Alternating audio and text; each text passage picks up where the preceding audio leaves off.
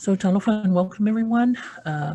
Welcome once again to another webinar hosted by the American Samoa Alliance Against Domestic and Sexual Violence. I'm Judy Matotia. I will be co-hosting today with Jennifer Tafiono, our Executive Director. And today we're going to be discussing our PowerPoint for today, or today's discussion is entitled Teen Dating Violence, What Every Advocate Should Know About Healthy Relationships. Teen dating violence, what every advocate should know about healthy relationships. So February is Teen Dating Violence Awareness and Prevention Month. And we wanted to discuss what every advocate should know and everyone should know about teen dating violence, healthy versus unhealthy relationships. So during this presentation, when we say relationship, we mean every relationship, not just intimate or romantic relationships. Relationships from acquaintances to romances, having the potential to, with relationships, they have the potential to enrich our lives and add to our enjoyment of life. So, however, these same relationships can cause discomfort and sometimes even cause harm. So as advocates, it's important to understand what healthy relationships are versus unhealthy relationships in order to be able to provide support for victims of teen dating violence. Some of the terms that might come up throughout this discussion might include terms or words like intimate, and this means close, warm, maybe more than friends. Another term is gender. This refers to females, males, transgender. Dating means courting, seeing one another, or going out with someone. And there will be some other terms in there. So feel free to put in the chat box any questions you might have on any other terms that might be mentioned here that you're not sure about. Throughout this presentation, we will be asking some questions, and everyone is welcome to engage with their answers. And by doing so, please type in your answers into the chat box so that we can see them, and Jennifer will be able to share with us or include it in the discussion. Would you like to say hello, Jennifer? Hi, everybody. I'm so grateful to be here with Judy. And I know that you're going to learn some great things as advocates. And so I'm excited. Thank you. All right. So moving along.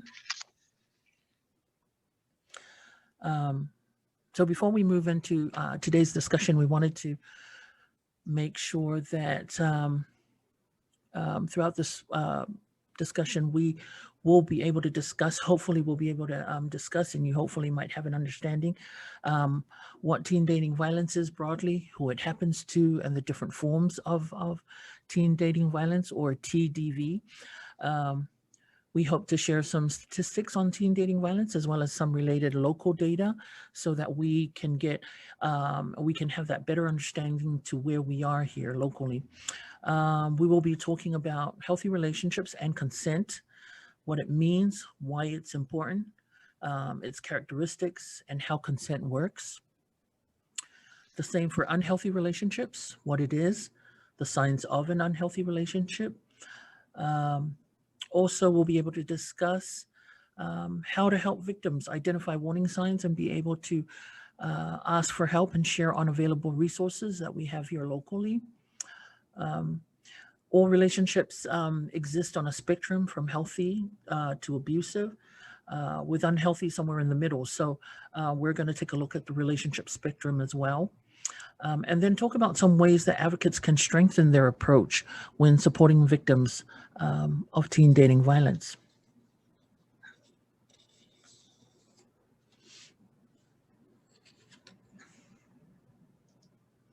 All right.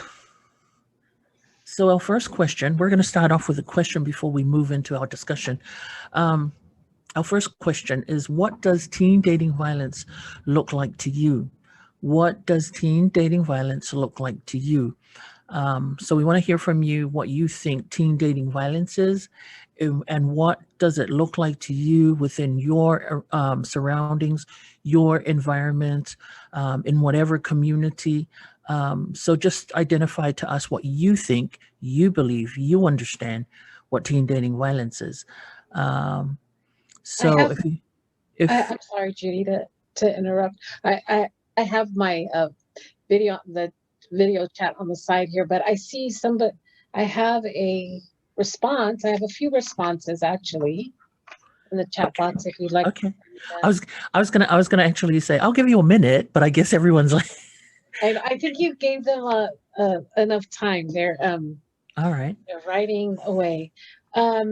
One says, when a teenager is in a relationship is physically abused.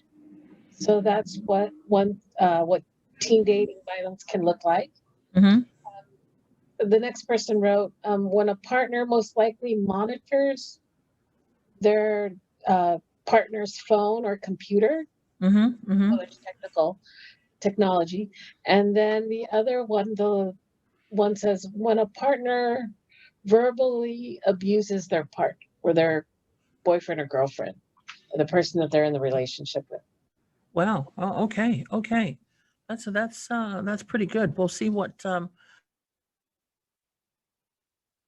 um we'll see what we've found out about what teen dating violence is, and compare them to these answers that everyone was able to share. So, wow, what does teen dating violence look like to you? And thank you for sharing with us some of your answers for those of you that were able to share. Okay. So this is teen dating violence.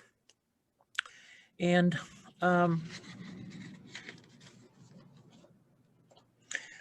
teen dating violence, broadly defined as a pattern of abuse or threat of abuse against teenage dating partners, as says there.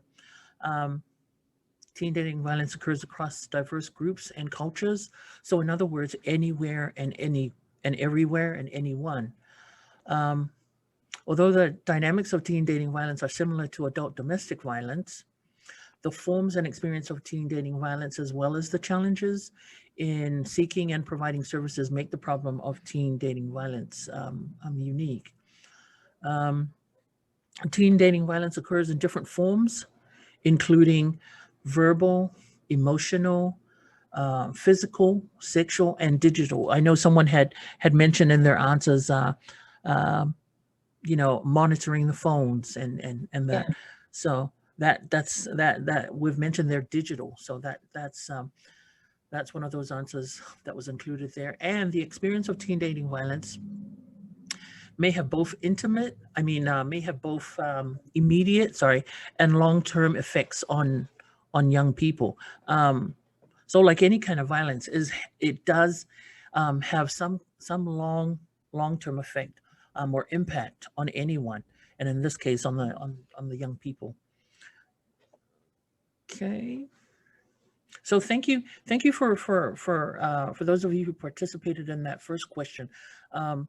Your answers were mentioned here in what teen dating violence is, and this is just a few. These are just a few pointers as to what teen dating violence is, but there's a whole lot about teen dating violence that isn't included here. So I just wanted to just broaden out that discussion on the challenges that they face, particularly culturally when we come here to American Samoa. And if you're working with the victim that is a teenager, they most likely have not told their parents that they're in a relationship, or their parents are aware of it, but they don't want to accept it. And culturally, we just say that they're being cheeky or kiki. And so trying to find services for a teen that may be in a violent relationship is challenging here. So I think and that definitely does make it much more unique here in our territory. Because where would you go for for the mental or the health or the medical health? Just identifying the type of professionals that they would need for teens. It's very different here in American Samoa. We know that we have minimal services, but then you add the teen part of it. We have very few pediatrics, that can handle teen dating, I would say. So that's something that's going to be a challenge for any of the advocates. yeah, that's true. The what Jennifer was talking about when you were some of those the dynamics of teen dating violence. And then how it says that some of them are similar to adult domestic violence. But there are also some of those challenges that we face when, like Jennifer had mentioned, trying to seek and provide the appropriate services for teenagers, because it's a, although it's similar to domestic violence, but it's different, unique in its own ways, where we very much have to be careful with children, and although it's teen dating violence, but we have to also understand that this is like most of them are underage, so a lot of this. And then you mentioned from looking from a cultural lens. I remember discussing this on radio the other day, how with teen dating violence, how a lot of us parents here in our culture as Samoans, we don't allow our children to date in high school, and that's why the children, when they do have those relationships, they hide it from their parents. So, and then that's an issue. That's another story. Mhm. Another story is when that relationship gets violent, gets abusive. Uh, and then when they find out that their child is in the hospital because of, why are they in the hospital? Because they were dating. Who said my child was dating? You know, there's the a lot of the secrets. So Yeah, because our culture doesn't think that people, they don't allow they're not dating. They don't have a boyfriend or a girlfriend because it's in frowned upon when you, in our culture, and there's so, no such thing as teen yeah, dating, right? I mean, teen dating. yeah, In our yeah. culture, you're supposed to date when you're 50. Okay, thank you for that. All right, so know the numbers. We wanted to include some of this, some of the numbers here, the data, statistics. Sorry, we wanted to include some of this because it's important. Although some of this is from the mainland, from their statistics from the U.S., but we are also a territory of the U.S. Um, so 1 in 3 adolescents in the U.S. is a victim of physical, sexual, emotional, or verbal abuse from a dating partner. 1 in 3. 1 in 10 high school students have been purposefully hit, slapped, or physically hurt by a boyfriend or girlfriend. 1 in 3 teens who were in an abusive relationship never told anyone about the abuse. Girls and young women between the ages of 16 to 24 experience the highest rate of intimate partner violence. 80% of girls who have been physically abused in their relationship continue to date their partner or their abuser. And 1 in 5 girls who have been in a relationship said a boyfriend threatened violence if presented with a breakup. Now, the last two bullets there, those are some local data. And the first one there, experienced sexual dating violence in American Samoa.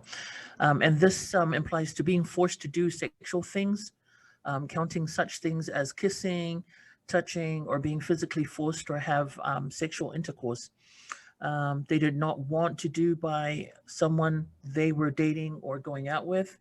Um, and one or more times during the 12 months before this survey was taken in 2013. Um, and it's saying here that 35.4% um, of those had experienced sexual dating violence. And then the one below it, 17.3%, same year, same survey, said that they experienced physical dating violence, which in one of those previous slides includes slapping, hitting, that we had mentioned. Yeah, I think it's really important that we recognize that it does happen here in American Samoa. Obviously, the teenagers are responding and Mm, they are stating that this is happening here. So it's really important that as advocates, when you're working with teenagers, there is there's a highly likely chance that they have been in a physical or sexual, they've been abused physically or sexually, emotionally, or verbally. Mm-hmm. So it's really important that we recognize it does happen here. And then, the first point that you said, 1 in 3 adolescents in the US is a victim of physical sexual abuse. We do know that for women that are adult women, that in Pacific Islands, it's 2 out of 3 Two, women two that out of are three. that have domestic violence or abuse. So it's it's highly likely that our teen numbers would probably be the same, Mm, uh, higher than what the 1 in 3, because in the US, it's 3 out of 5 women are usually abused. So the numbers would be really similar. So it follows the pattern of what we find in the US. yeah, and that that number, 2 out of 3 in the Pacific, two out of three women experience violence, um, and that's even worse. And I'm thinking one in three adolescents in the U.S. And when we talk about the U.S., that's a big number. The Yeah. population, it's a big number. Um, I don't think all of the Pacific covers the U.S. It's a really big number, Yeah. and we're small islands, uh, Yeah. and but 2 out of 3, that's a big number for And us. when I think of that number, I always look at how many women are in the room with us, and then I count 2 out of 3, and then I start to identify. There are a lot of victims of violence that Hmm. are based on those numbers Hmm. that are sitting there. So I would encourage any advocate, when you go into the room and you see women or women there, definitely do the 2 to 3 count, and then you can identify how many victims are in the room Hmm. and who would Hmm. need your assistance. Yeah, yeah. All right, so we're gonna move on. Okay. So for this slide, for the impacts of teen dating violence, teens involved in dating violence are more likely to experience the following: injuries, where they harm themselves or are harmed by their partner. They may suffer from depression. Studies show that domestic violence victimization has a significant direct effect on depression. Depressive symptoms are associated with the DV victimization and aggression. For advocates who work with teen dating violence, they should address relationship power through their community and even in clinical interventions. Mm-hmm. Suicidal thoughts and attempts. Studies show there is a history of physical teen dating violence, as we just talked about in the last slide, and it does have an association with suicidal behaviors and ideation. So it makes them think of committing suicide. Mm. So coming from that youth risk behavior survey that we talked about in the last slide, where it did say that 22.7% of students said that they seriously considered suicide. Now, I cannot say for a fact that they thought of that because of their relationship, but the fact that that the youth are thinking of it, Mm. most likely some of those, there's a high probability intersection of suicide and teenage relationships or unhealthy relationships cause youth to either attempt to commit suicide or commit suicide or have ideation. Mm. But out of the 3,094 that were surveyed, um, you know, 1,500 of them, 1,553 of them felt and they were all female, and they had thought of committing suicide. And 18.3%, or 1,527, were young men. So, like I said before, we cannot correlate that this is from teen dating violence, but it's important to know that teens have considered attempting suicide, Yeah. and teen dating violence can be a factor. Mm-hmm. Mm-hmm. The last part is that poor educational outcomes. It's important to note that TDV can cause poor health, mental health. It can lower academic achievement and increased truancy dropout. Yes. Now, for drug and alcohol use, similar to what's found in domestic violence, physical dating violence can happen more often when alcohol and hard drug use is a factor. But it's important to know that alcohol and drug usage are not the reason for abuse. That's what we believe. Studies show there's more frequency of abuse when there's heavy episodic drinking or problem of using drugs and or alcohol, but they can't say that that's the reason why they do it. And lastly, we want to make sure that our advocates are aware that teen dating violence can interfere with developmental tasks of adolescents. It can distort perceptions of what is normal and provide an inappropriate guide for future use. Thank you. That was a lot. That was a lot on the impacts of teen dating violence. But it just brings to mind what we're facing right now locally. You know, the issue Yeah. of suicide. A lot of the teens that have gone through this, and I also understand that there's still some of them that are out there that are going through these, that have had suicidal thoughts and maybe even have attempted. So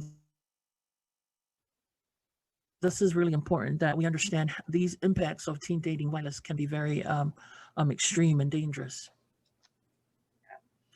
Okay, so we've come to question number 2, and like our first question number 2, please, and feel free to engage by including your answer into our chat box, and Jennifer will be able to share with us. So question number 2 is, what does a healthy relationship look like to you? What does a healthy relationship look like to you? Again, whatever you believe, understand, know what a healthy relationship looks like to you in whatever environment, your surroundings that you're in. So question again, what does a healthy relationship look like to you? We'll give you a minute. We'll give everyone a minute before those answers start coming in. I've got one. Okay. It says where there's healthy communication and no verbal abuse. Where there's healthy communication and no verbal abuse. All right. That's pretty good. Yeah. The other one is writing where people are not afraid to be themselves. Well, people are not afraid to be themselves. Okay. All right. I like that one. Yeah. Able to express themselves. Any other answer? There's somebody right. Yeah, I'll take this last one. Where they're not isolated from family or friends. Or they're not separated from family or friends. Okay. Still see that. All right. Like you're still allowed to be part of whatever other groups, like still be able to go out and hang out with your own friends, as well as see family members. And okay, all right, that's pretty good. That's pretty good. So we don't have any other answer, huh? Okay. So thank you, everyone. Thank you, everyone, for participating in that. So let's move on. Okay, so we've come to, what is a healthy relationship? What is a healthy relationship? All right, so we've got a few pointers here. And so dating is a important part of human development, and helping many teens feel normal or feel that it's normal. Knowing this, how can we advocates help ensure the young people we serve are informed about healthy relationships when they choose to start dating? So what is a healthy relationship? Healthy relationships allow both partners to feel supported and connected with, connected, but still feel independent. Communication and boundaries. Somebody mentioned boundaries as well as communication. Somebody had mentioned communication and boundaries. Those are the two major components of a healthy relationship. Communication allows you and your partner to have a deep understanding of each other, and allows you to connect. In a healthy relationship with good communication, both partners respect each other. Um, they speak openly about thoughts and feelings, feel heard, listen and compromise, no criticism, do the things they like, celebrate accomplishments and successes. This is communications and um, how to set boundaries. Whether you're casually, for example, whether you're casually having sex, just started dating, or are in a committed relationship, setting and respecting boundaries is essential to any and in every relationship. It's important that partners feel comfortable expressing their wants, their goals, their fears, their limits, and everyone's boundaries are honored. That means everyone feels comfortable communicating their needs without fear, or what another person will do in response. If your partner tries to minimize your needs or violates the boundaries you established, then they aren't showing you the respect and trustworthiness that one deserves. And so your boundaries are yours to build: emotional boundaries, physical boundaries, digital boundaries, conflict resolutions, etc. And ultimately, the two people in the relationship decide what is healthy for them and what is not. And it doesn't if something doesn't feel right, you should have the freedom to voice your concerns to your partner. And what makes a healthy relationship is a strong dating relationship in is based on equality and respect. Those are That's another um, important part of healthy relationships, is that it's based on equality and respect, not power and control. Think about how you treat and what and want to be treated by someone you care about. Was there anything you wanted to add on to this, Jennifer? Yeah, I always think it's really important that we add a cultural lens to this. Mm-hmm. So, just between you and I think for advocates, it's an additional thing that's really important to ask a teenager is, does your family know that you're in a relationship? All right. Because I know that when families support them, particularly for families, when they support that their child is dating someone and they know, then they're welcome to come to the house. They're welcome to be a part of the family activities. And so when they are part of that, they then become you can see what the relationship, what's going on in the relationship. You can really see if the partner or is is has the best interests of the teenager, and identify if they're communicating well and if there are boundaries. I think it's really important that we, as advocates, we ask that question as well. I mean, what are your thoughts on that, Judy? No. I totally agree. I totally agree with you. How from a cultural lens, with us here, it's um, we don't it's like we don't allow that to happen. It's I think what we believe is that a healthy relationship is no relationship, hence banding our kids from, yeah. That's their idea of healthy relationship, is you won't have a relationship, you can't. But there are those, we see people now, we see families now, we see parents now, like you mentioned, when they take in um, their children's friends, or partners, or boyfriend, girlfriend, and then they start making them part of their family, Mhm. and that's something new. And I'm not saying new like this year or the past couple of years. This is something like, um, maybe it's might be common today, but it wasn't really common um, during my time when I was a teenager. Um, we were still hiding secrets from our parents, like, well, you dare not be caught on the phone talking to a boy, um, so, and we didn't have cell phones anyway, um, so, so we had to meet. So it's like, there were no phones, no messages. So, you had to like go out. It was more, you were living on the edge if you were dating. But I I totally agree with you with how it is today, and I think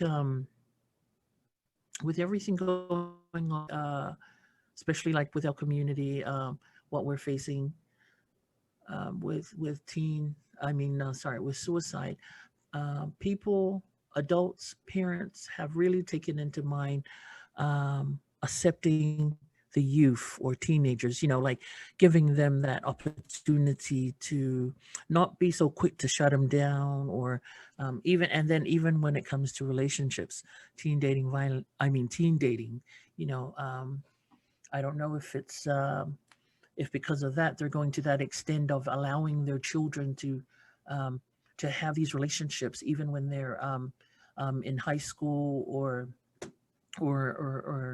like um, in elementary, because uh, there are some that even start dating when they're eighth graders. Eighth Yes. graders. I never believed that, but until I saw it, so um, so yeah, that's totally true. So, all right. Okay. So moving on to the next one. Okay. Um, so this is my slide, and I'm just Is it slide 9? so Okay. no. Why are healthy relationships important? Because as humans, it's imperative that we enter into relationships with others, right? No Hmm. person stands alone, and this is extremely important. But when we're in good relationships, we strengthen our understanding of who we are as individuals and as a couple. And based off of the conversation that Judy and I just had, when your family is also involved in knowing who your partner is and who you're dating, it really strengthens the couple, and the acceptance is huge. And then when you're in a healthy relationship, you can develop a really strong sense of self, your ability to respect yourself and your body, and having strong knowledge of your values. It can increase your ability to enter into healthy relationships with other individuals. So with healthy relationships, we begin to develop as a person, we grow emotionally and learn how to communicate extremely well with individuals. Mm, But more importantly, we can maintain meaningful bonds with people. mm, We also want to remind teams that we work with that being in a good relationship, it's fun. It feels good. It looks good. mm. It definitely makes us feel good, and it makes us feel good about spending time with other people. And we can be ourselves, and that also makes us fun to be around. So it's really important that as you're talking to youth about healthy relationships, all these factors are critical discussions to have with them. Yeah. That's one thing as a teen, as a Samoan teen. Um, I think it's like part of their natures to just um, gravitate towards each other. Like for instance, in the slide where it's important to have these healthy relationships because it's almost like it's part of us. You rarely see a teenager here in Samoa where they're on their on their own. Like they don't have friends or anything. No, our teenagers here locally, they're all like in groups. They have so many friends. Rarely do you see a kid that doesn't have friends here, whereas that's really common overseas, where children are being bullied because a lot of them are on their own. They're isolated, they don't have that many friends or don't have any friends at all. Whereas here, I think it's in our nature as people we call it famasangi. When we go to school the first day, all of a sudden we're friends. You went to school with no friends, and you come back and you're you're you have like a whole bunch of friends. You have an entourage. Yeah. Uh-huh. Um, Girl, so this en- yeah, so that's something that that I think we have here, as Samoan teenagers.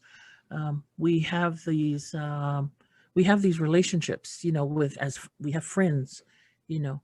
Um, so yeah.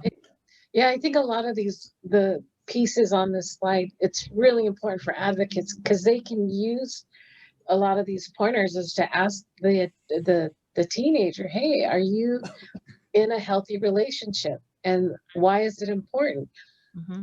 Asking them, do you know what you want? Because you got to know yourself to understand what type of behavior do I want in this person, what type of characteristics do I want for a partner, and then the other thing is, would you take them home?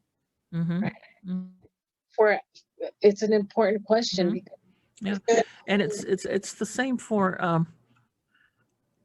yeah, and it's I believe it's also the same in all these relationships, whether yes, it's your boyfriend or girlfriend, and or your friend, like my, yes, like boys and boys or girls with girls. It's the same thing because our friends also have a big effect, big impact on us as hence they influence us, and our parents understand that when we hang out with the wrong people, we yeah, most likely will go down the wrong way, yeah, so as we're told when we're growing up. So they're always telling us to hang out with the right people. Look for good friends. Who's this yeah, friend of yours? So yeah. it goes the same. It goes both ways, or in any relationship anyone has. So. I mean, because when you ask these teenagers, they'll always say, "Oh no, he's my friend." You'll ask, "Is that your boyfriend?" Hmm. "Oh, friend." Well, and you don't hear them saying a sweetheart, Yep. or Yep. they don't use the word. What were those words we saw? Manamea, or Hmm. you know, Baanga. you don't hear that vocabulary. So Hmm. they definitely, for our cultural lens, we see them as friends, Hmm.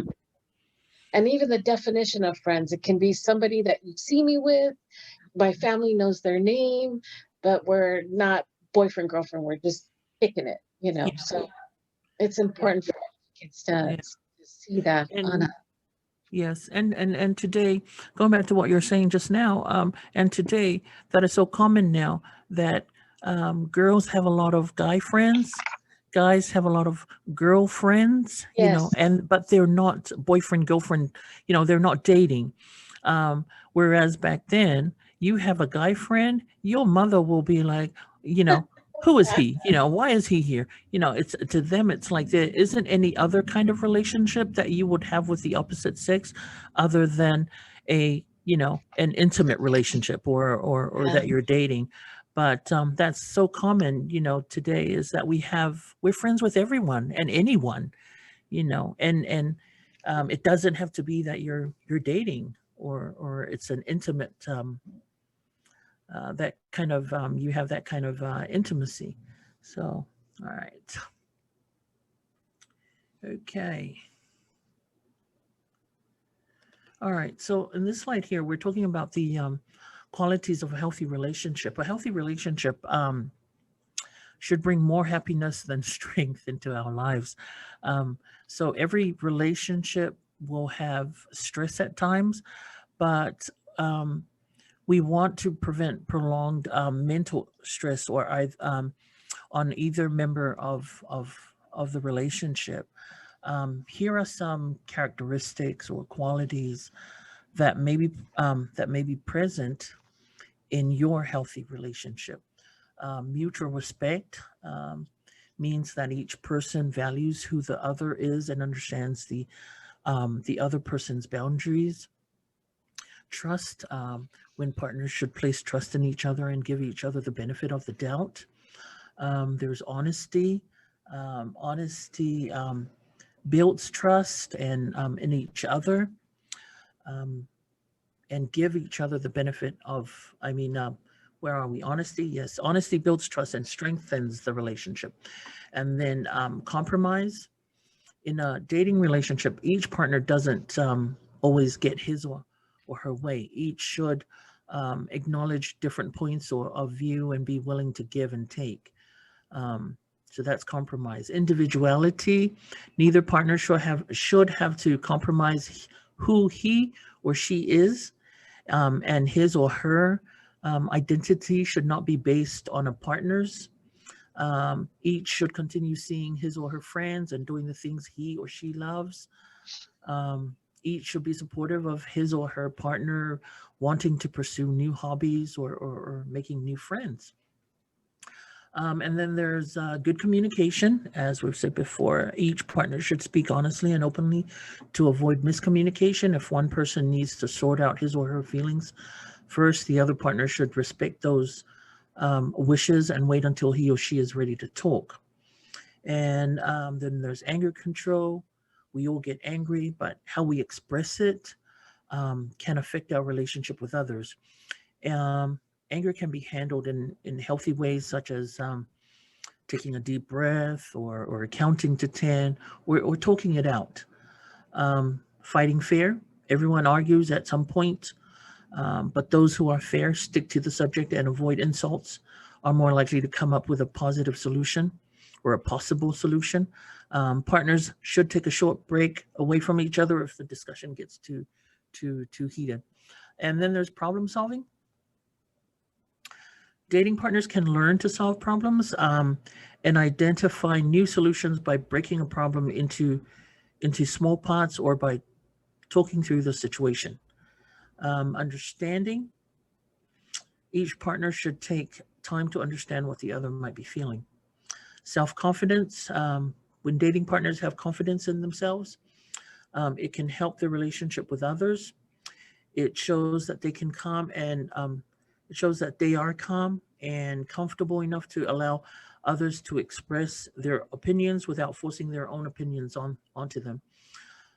Being a role model by embodying what respect means. Partners can inspire each other, friends, and family to also behave in a respectful way. And then, last but not the least, healthy sexual relationship. Dating partners engage in a sexual relationship that both are comfortable with, and neither partner feels pressured to force to engage in sexual activities that is outside his or her comfort zone or without consent. So, those are just some of the qualities of a healthy relationship that you might be experiencing in hopefully we're all experiencing in now in whatever relationships we have. Um, I like the comments that you brought up, Judy. I think it's really important for advocates that might not know or might not work with a teenager or might not know what to say because sometimes we have difficulty with vocabulary. yes. But like asking them for anger control, how, you know, asking the teenager, hey, we all get angry, but how does your partner express it? You know, Hmm. Hmm. is it in a healthy way? Do we, is it in a way that we can sit and dialogue or we can agree to step away, or is it abusive? You know, and Hmm. then the fact of the healthy sexual relationship, that's really important. That's something that's a little touchy, but this can give them, the advocates, a way to start to engage in the conversation with the teenagers. You definitely have to ask them, if you're having sexual relationships, then is it healthy? Are you comfortable with it? Are you comfortable having sex? If you are, and if not, what can we do to help you so that you feel safe, right? Hmm. You're not feeling pressured or not feeling forced to engage. But you can say no and you can say it safely. So this is great. I like these tips. Mm. Okay. All right. Moving on to the next one. So Okay. this slide here is the equality wheel, and it's a model that's used to help explain the dynamics of a healthy relationship. You can use it in all forms of relationships. I mean, you can use it with your friends, you can use it with dating partners, you can use it with your intimate partners, you can use it with life partners or family members. Each component of the wheel supports and reinforces the other, with equality always in the center. So, the center of the wheel, equality, is what is needed for any healthy relationship. So, the spokes of the wheel or the pieces of the pie, um, some of them, for example, like trust, which Judy talked about in the last slide. But the trust would be something that you could ask your victim is, do you trust your life partner more than you trust somebody that you just met off the street? And if you say no, well, then you can have that discussion of, what does equality look like? Why is there no trust? What is it that there is? And then support, where you support each other and you encourage each other's goals, activities, and personal growth. And asking the team, well, is that part of your relationship? Is there support where they're encouraging you to go and do let's say, for instance, if you needed to go do sports, you played soccer as a teenager and you want to go out, and is your partner supportive of that, or is your partner telling you, no, you have to stay here with me all the time, you can't go out, you stay home? Where's the equality? That's the discussion that you have to have. And shared responsibilities, another piece of the pie. Reminding, when we work with our victims, we remind them that in a relationship with equality, we share the responsibility for maintaining a relationship. That could be that they're both part of the decision making.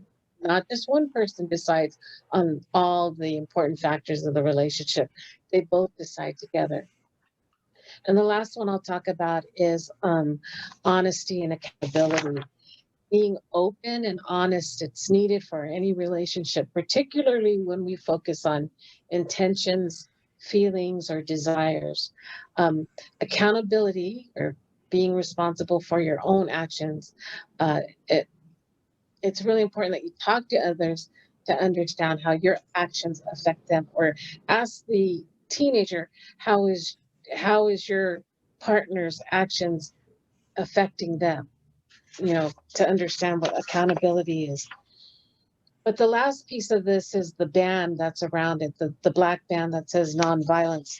The band, which is the circle, is nonviolence. This is to remind us that there is no place for violent acts or behaviors in a healthy relationship. So, examples of uh, unhealthy activities or responses is when there's violent acts that can be yelling, name calling, throwing things, unwanted touching, and pushing. So those are those things that would encompass or define the nonviolence that you don't want in your relationships. But that's the equality wheel. Hmm. So these are all non-violent ways to interact with a partner. Correct. And there's so many other. I just wanted to mention. There are so many. If you look at the reference that we have there, the source, this is from the Duluth model, and there's so many other wheels. When you look them up, when you go out there and if you're researching these wheels, but they're basically all the same. They're basically all the same. This is this wheel of equality, and it's also named the healthy relationship wheel. So we wanted to bring this in to include that. Thank you for that information, Jennifer. So understanding consent. All right. Is this my slide? Is this slide 12? I think this is my slide, isn't it? Yes. Okay. All right. So talking about consent, as we mentioned in the beginning, consent is an important part of a healthy relationship. And we don't talk about consent enough, even though it's the cornerstone of every interaction between partners, most people are still a little unsure about what consent means, and what it does and what it doesn't. Sorry. Consent is often used in the context of physical or sexual activity with a partner, and but it has more to do with the decision making behind your actions than the actions themselves. Put simply, consent is an ongoing mutual agreement between partners about what they want to experience. You may have heard the phrase no means no. In the context of consent, that's true, but a statement like that doesn't provide a complete picture of the complexities that go into mutual decision making and respect in a relationship. Um, no means no, and puts the responsibility on one person to resist or accept an activity, instead of framing consent as a reactive measure in response to a partner's actions. Think of consent as a proactive expression of what partners are comfortable with and want to do together. What partners want to do together. When one agrees out of fear, then that's not consent. When one says yes or um, or gives consent because of fear, because they're afraid, that's not consent. And consent is more than yes or no. It's about asking, listening, and respecting the wishes of a partner. That's what consent is.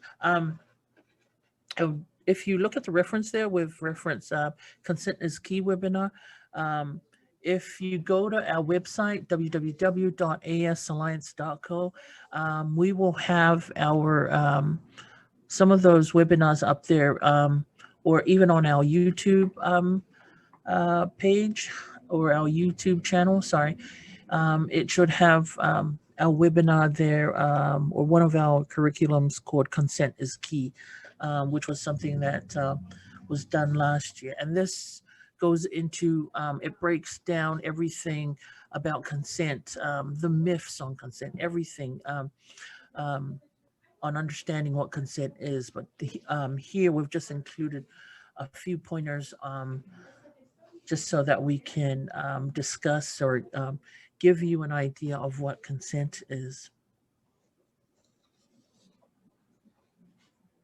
Okay, so we've come to question number 3. Question number 3.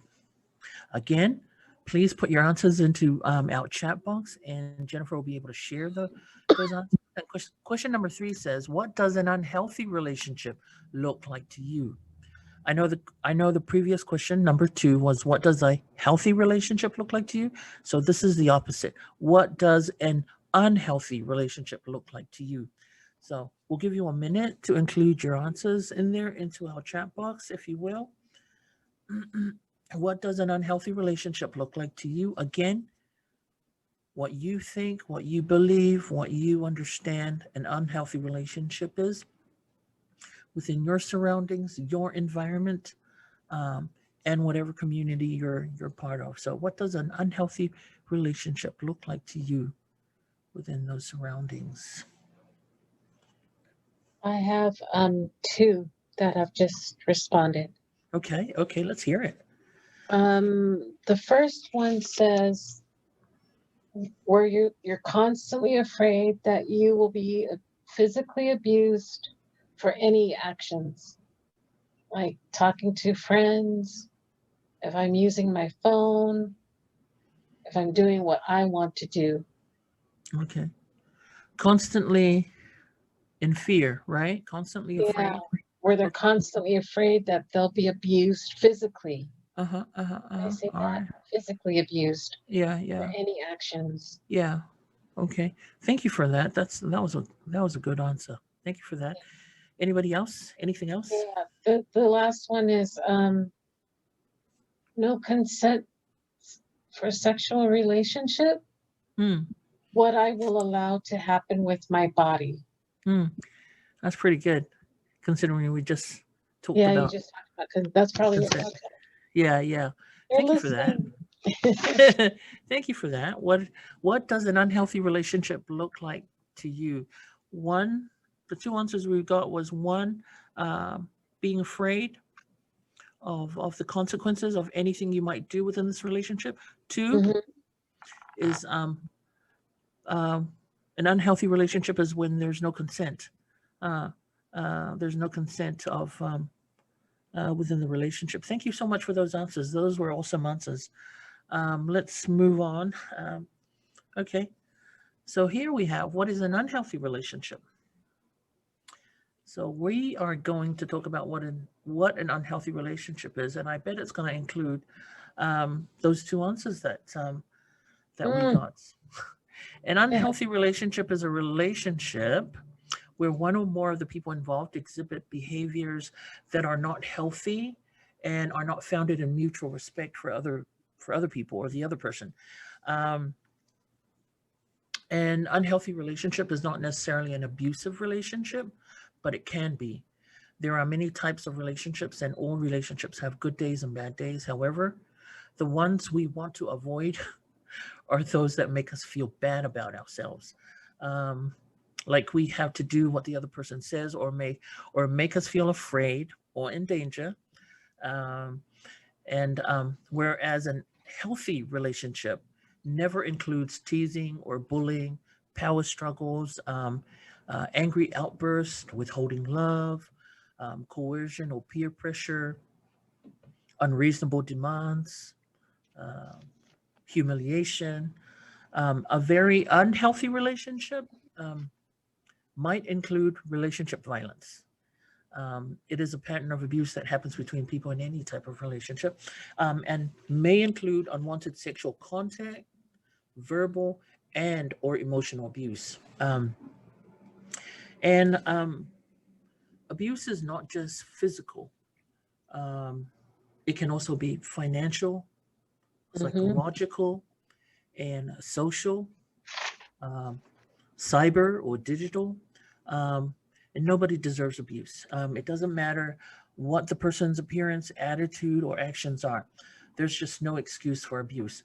And in addition, being in an unhealthy relationship means that things are more likely to just happen and become out of control. They say that what unhealthy relationships are based upon power and control, and this can include and exhibits behaviors such as what was said before: coercion, threats, intimidation, put downs, isolation. So even though we may personally not be suffering from relationship violence, chances are that we have known someone or will know someone who is. And the best thing we can do as responsible individuals and advocates is to educate ourselves on the subject of domestic violence, and be able to support when one person in a relationship is repeatedly scares or hurts or puts down the other person. That's abuse. Remember, abuse is much more than slapping or grabbing someone, even in teen dating. um, was there anything you wanted to add on here, Jennifer, on unhealthy relationship? I know that was a lot. Yeah, no, no, it's great. I think it's really, really important that it comes back to equality and, you know, what is the power and control within, how is the power provided within the relationship? Is it even? Are we both able to make the decision, or is one person making all the decisions? And it goes back to reminding advocates that, when these abusers, and this is teen dating, it happens when abusers start when they're small, and it's a total mindset. It's a mindset that they have power and control over their partner. Because there's so many there are a lot of partnerships where, sometimes you don't feel that you have mutual respect. Like maybe one day he's not listening to you and you feel, oh, well, he's disrespecting me, but Mm-hmm. you're able to work it out. But in a power and control one, the abuser Mm-hmm. tends really believes I'm in control, and anything that you think of, any way that you feel, is not as important as how I feel. And so there's the quality within the relationship is extremely minimal. So it's really important for advocates that we recognize that the equality ask making sure that the victim can identify or understand that if there's equality within the relationship, but also to remind the victim that these behaviors for an abuser starts young, just like what we learned about the continuum, right? It Mm-hmm. starts when they're extremely young, and it could be from them hitting or being a abusive in their verbiage, right? Talking abusive, using abusive language. And then it starts to becoming isolation. Then it becomes uh, really putting them down, making them depressed, having that power and control, making them, you're not pretty, nobody wants you, the only person who's looking at you is me. And then it continues on to hitting. And so it doesn't start when you can see a lot of these behaviors start when they're young, and there's this continuum that just keeps building and building, Mm-hmm. and that's when you can identify an actual abuser that doesn't understand what equality is and doesn't believe in it. Mm-hmm. So those are those patterns that are really important for advocates to know, so that this way, when they're working with their victims, they can really help to guide them to those kinds of conversations. Yep. Yep. Thank you for that. Thank you for adding on to that. Yeah, thank you. Okay, so um, we wanted to include here one of the recent cases of teen dating, and this was a local incident. This was something that happened in November 2018, where and this was the case of an a local boxer, and he was arrested for assaulting his girlfriend, who was a student at one of the high schools, local high schools.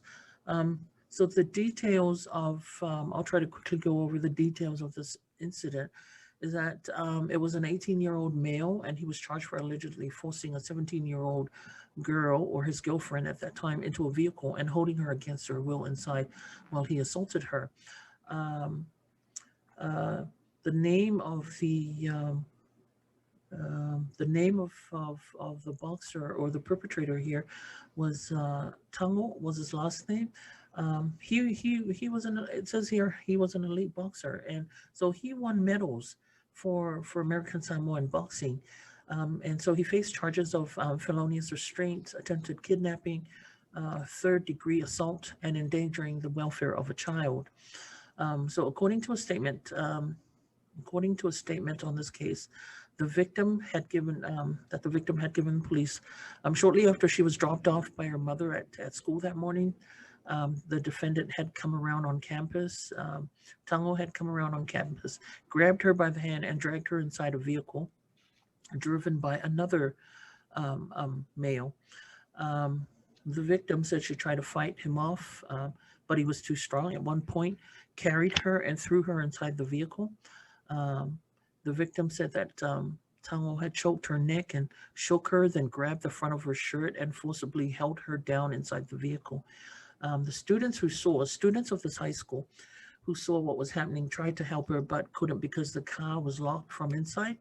And they then started throwing rocks at the vehicle, and she was able to reach for the lock and, I guess, escape the vehicle from inside the vehicle. Another student, a friend of the victim, collaborated her story to the police, and the friend also had said that this is not the first time. That was not the first time that this had happened. Um, they had mentioned that whenever the victim broke off her relationship with the boxer, he would beat her up, leaving bruises on her body. Um, so one of the members of the high school faculty reported the incident to the police, and investigating officers had noticed abrasions, redness, and swelling on the girl's neck, arms, shoulders, and chest area, and her clothing were all torn from this incident. So this is one of the local incidents um, on teen dating violence where two teens were involved, and it was in out and open at a high school. Um, I I'm sure I'm sure the victim was grateful that the high school students knew that what was happening wasn't right, and this was one incident where the where nobody had applied the whole mind your own business. So for the kids to be had stolen the car, that enabled her to get out. So we do. There are some. We only mentioned this one case here. Nevertheless, there are so many domestic violence cases here in the territory where they're young couples. They're married. They're not dating, but they're married. But they're young couples, and um, they go through this. Like last year, we had a case. We had one case of one of the mothers that passed away. Young mother, very young mother, and she was in. I believe she was in her early 20s, and her husband had beaten her out brutally to the point where she had passed away. And he beat her up, and then he he gasolined her, and according to the reports, he tried to burn her, and um, that was part of why she didn't make it. So, so those are some of the incidents that happen that we do have here in the territory. For those of you who think that this doesn't happen here, and like I said, this is just one case here that we're talking about that was reported, but like any other case of violence, so many of these cases go unreported. Um, uh, or if not, is still happening. Like we said in one of our numbers, one of the statistics say that so many of these girls that are in these relationships go back 80%. 80% of the girls that are in these violent relationships return to the abuser, continue that relationship.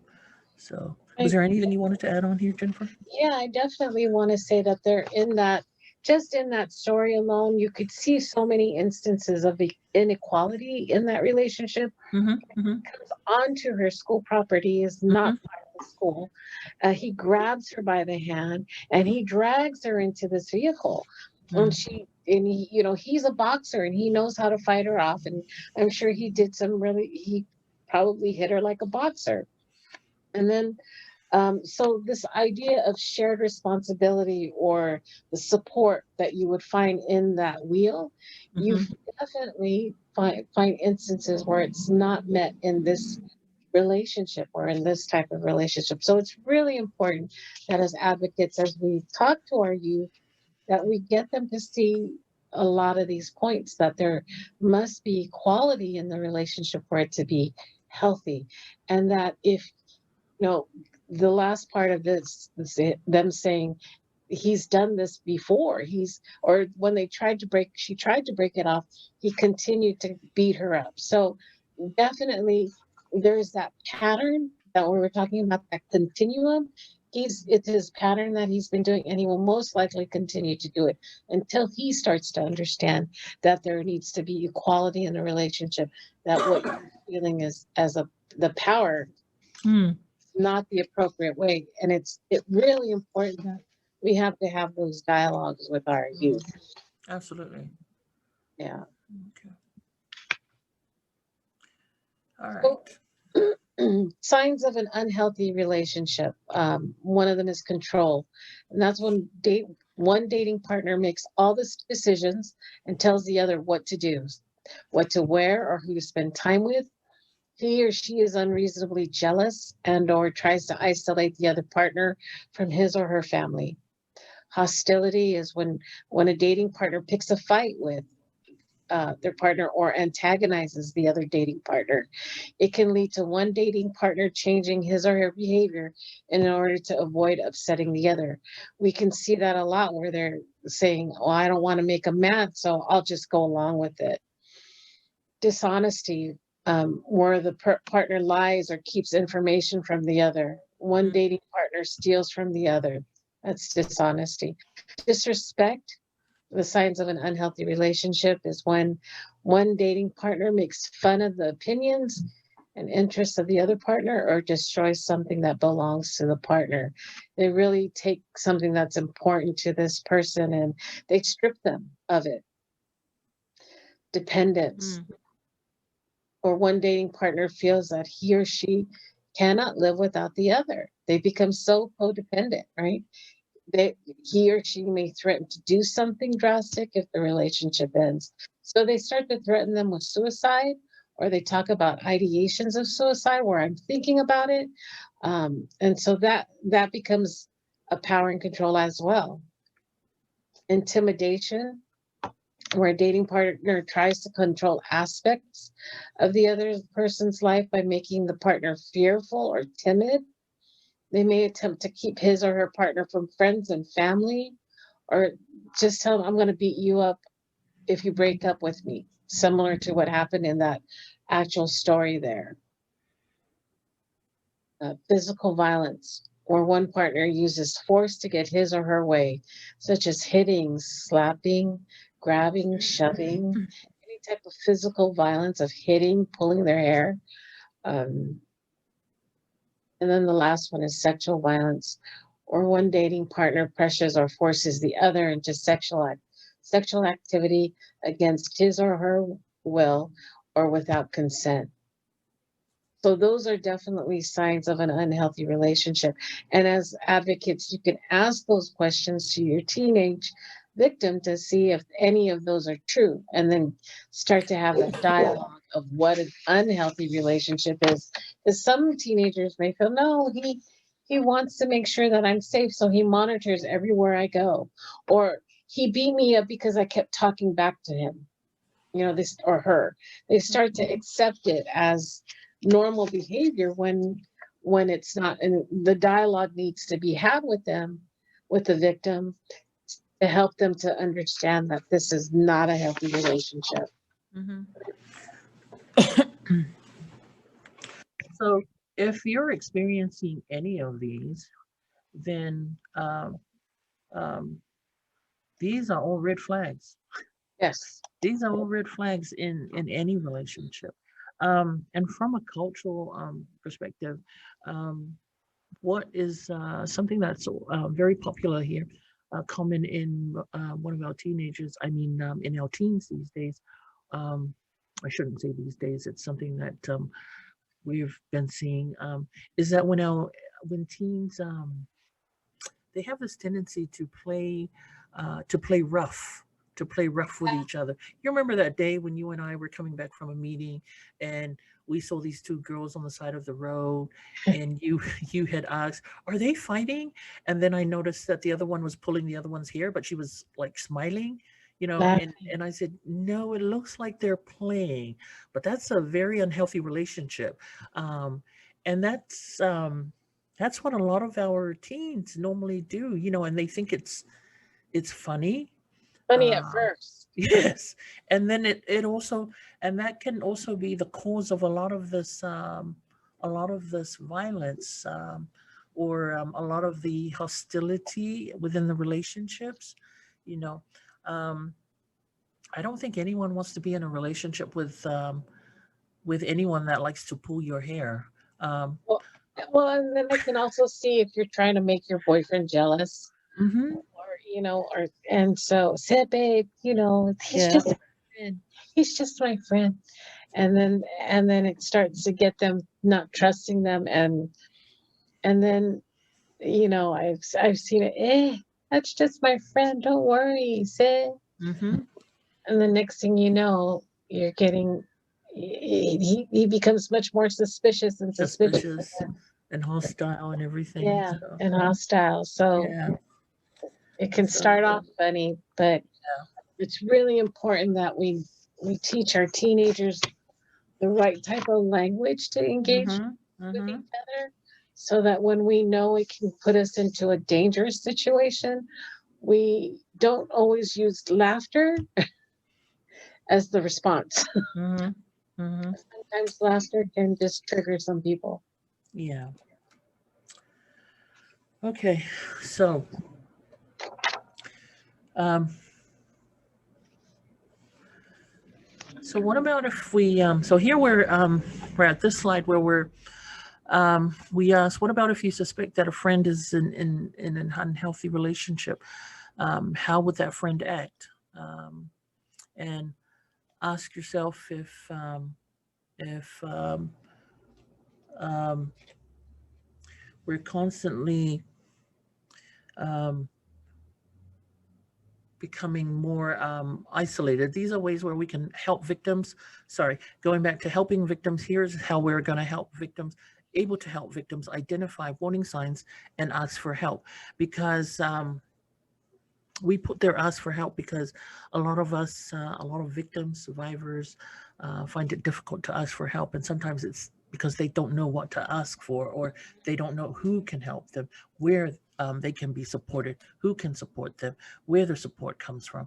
So these are some of the things we can look at or ask, or be able to identify whether they're becoming more isolated, not participating in activities he or they formally enjoy, um, spending an excessive amount of time with the other person, with someone else, displaying physical and emotional signs of abuse, and or when are they happy? I mean, when are they unhappy in a relationship? These are some of the signs that they should notice, try to improve or end the relationship, decide to leave, but still find themselves in that relationship, Yeah. and or find themselves staying for all the wrong reasons or in that relationship. Um,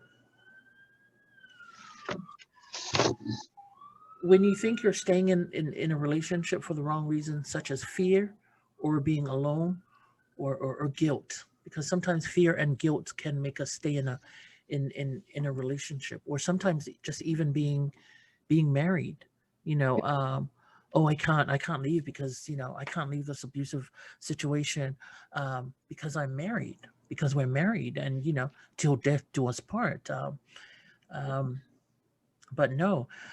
So having counselor or mental health provider to talk to can help can help you work out challenges in your relationship, and find a solution that is healthy for both partners. So as advocates, it's important that we're able to be able to identify these warning signs, and then be able to support our victims, especially like if telling them that when they're unhealthy, when they come to that time when they realize they are unhappy in a relationship, then maybe it's time to do something about it. Maybe it's time to leave, or maybe it's time to seek counseling, or try to improve. When you find yourself trying to improve or end the relationship, then that's a sign. That's a sign of something that that should happen. Or and displaying physical and emotional signs of abuse, that's a big sign. That's a big red flag Mm-hmm. going up there that something definitely needs to be done. Um, Becoming more isolated, um, Yeah. when you find yourself um, being not being able to spend any time with family or friends for over a year, and you only live like what, 10-15 minutes away, that says something. um, so these are all warning signs that we need to look out for, and there's so many others, but these are just a few that we wanted to mention here, um, for anyone to be able, or because we're all advocates, and for any advocate, for anyone to be able to support uh, victims, or any friends, survivors that are going through, or anyone relatives that Yeah. might be going through teen dating violence. I think that what you said, the relatives part, is really a big thing because we are Samoan and we're collectivists and we do a lot of family activities, and we're a part of a family. Hmm. And when you're being abused and they're isolating, and you start to see that they're spending less and less time with their family, it's really important to use that cultural aspect as well as, I try to identify if you're becoming more isolated. It's not just that you're staying in your room, but it really is, are you spending time with your family anymore? Are you seeing your friends? Who are you surrounding yourself with around this time? Mm. You tend to Yeah. hide away from when you're getting abused. That's a good stuff. Okay. All right, so here we have included here, we tried to include here many of the government agencies, nonprofits that that one can find support with.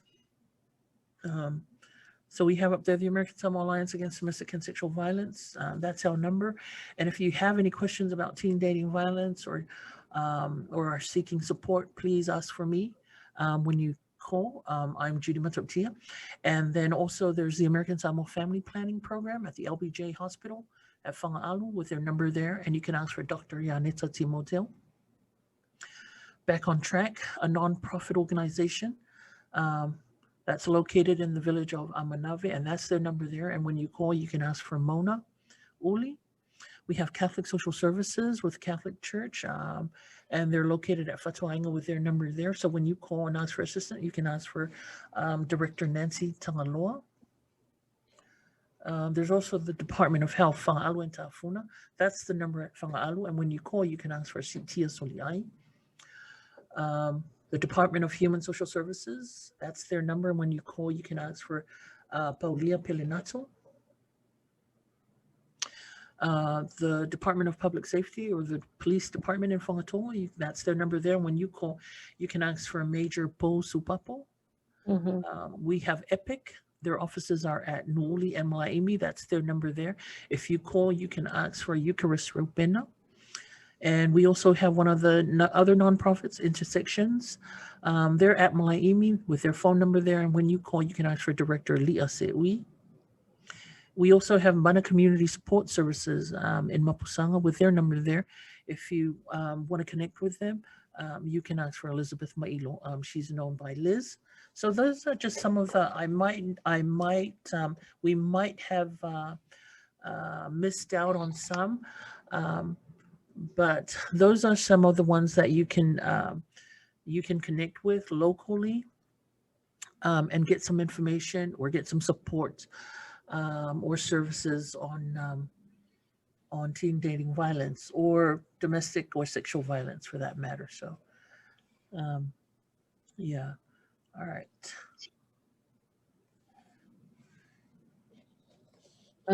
So it's really important to know that all relationships exist on a spectrum from healthy to abusive with unhealthy relationships somewhere in the middle. So you can use this relationship spectrum and explore the interactive relationship spectrum by rating different scenarios as healthy, unhealthy, or abusive. And then you can help to gauge where your relationship falls or where your victim's relationship falls. And this will help you to let them know, hey, your behavior, your relationship is good, it's healthy. Or definitely say, I'm a little concerned. I feel based on this relationship spectrum and this guide that you're in an unhealthy relationship, and let's talk about that. What does that look like? And then what can we do to get to assistance? You can refer them to the pages, the last page that Judy went over. And then definitely with the last one with abusive, you really want to look at that spectrum and make sure that you can look at the different scenarios and then recognize the warning signs. Because this can be an indication, it can be an indication if your relationship is abusive. And as a victim advocate, you can create a safety plan or connect the victim to talking about confidentiality, discuss their situation, and explore available options. Thank you. Thank you for explaining going over the relationship spectrum with us. Okay. All right. So we've come to this slide on community advocates. And these are just some of the pointers for us as advocates to strengthen our approach. And so like any other topic we face in advocacy, we start by making sure you have background knowledge on the issues and the resources available, including information on the warning signs, consent, and boundaries, sexual health, how to get help, and so much more. It's important for advocates to be prepared to provide a safe space and accurate information. Learn what other local advocates can do to connect youth with education about healthy relationship dynamics, support the prevention of unplanned teen pregnancies, and successfully advocate for the unique needs of pregnant and parenting youth in care. Most importantly, make sure the youth know that you are there for them, no matter what. Um, and then teens are much more likely to open up to and ask for help from adults who they trust, um, such as the advocates. And it can be awkward for both sides, for adults and teens to talk about dating and relationships. So share these resources with them and make sure they know you're there to provide a judgment-free listening ear, while at the same time staying respectful of their boundaries. You can also ensure that the youth's caregivers are connected with these resources and support so that they can have helpful conversations with them. Sorry. So no matter their past or present, teens can learn healthy relationship skills and experience a healthy, safe, and fulfilling life, especially when they have a caring advocate on their side who can support them. On that note, thank you, advocates, for everything you do. When you can connect victims, family members, and community advocates, this can provide a lifeline to anyone in an abusive relationship. And when an advocate works with victims, it allows for confidentiality, assistance in helping navigate the court system or medical systems to develop safety and wellness plans. Um, and as an advocate, developing a relationship with our local government agencies like DPS, DHSS, to avoid to aid during the gaps, can be a good way to collaborate. So using tools such as the Duluth model that Jennifer had explained earlier helps advocates teach victims that there is not a cycle of violence. Dating violence happens because the abuser wants power and control. When you realize you're not alone, you realize it's not the victim with the problem, but the abuser. So these are just some of the pointers that we wanted to include there for advocates to strengthen their approach as well as their support and response for victim survivors of teen dating violence or any abuse for that matter. Was there anything you wanted to add on here, Jennifer? No, I think you did a really good job. I really enjoyed this session.